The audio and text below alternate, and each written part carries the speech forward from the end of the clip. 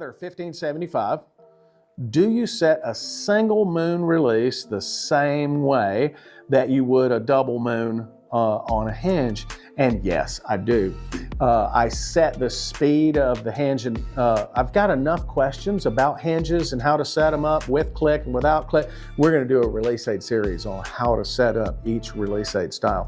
But to just quickly answer your question, I do it the same way. I just use a piece of string and I hold the release with the string with my hand in a neutral position, not overly protected like this, kind of neutral. And I use the string to set the speed. Then I'll use the bow blank bail to move that feel over to the bow and make sure that it feels safe and I'm not having to be too careful about it.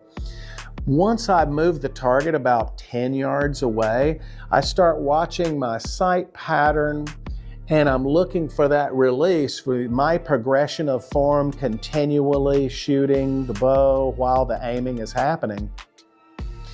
I set the speed of the release to go off when I want it to. Now, for all of you people that go to the tournament and they're like, oh, my release has slowed way down. Maybe I'm just going to speed it up, and you get your Allen wrenches and you change your release. I need you to understand that the release didn't change. You changed. So rather than changing the speed of your release, be a little more aggressive with your shot. And a lot of times what I tell people who are in a match or who are trying to qualify and they're kind of lost in the weeds and they're being overly careful, I'll tell them, risk missing in order to shoot it right with a good fast tempo.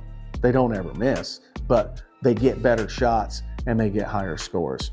So more on that later in a full video series of setting the different kinds of releases, but yes, I do set the speed of a hinge the same, whether if it's got a click or not.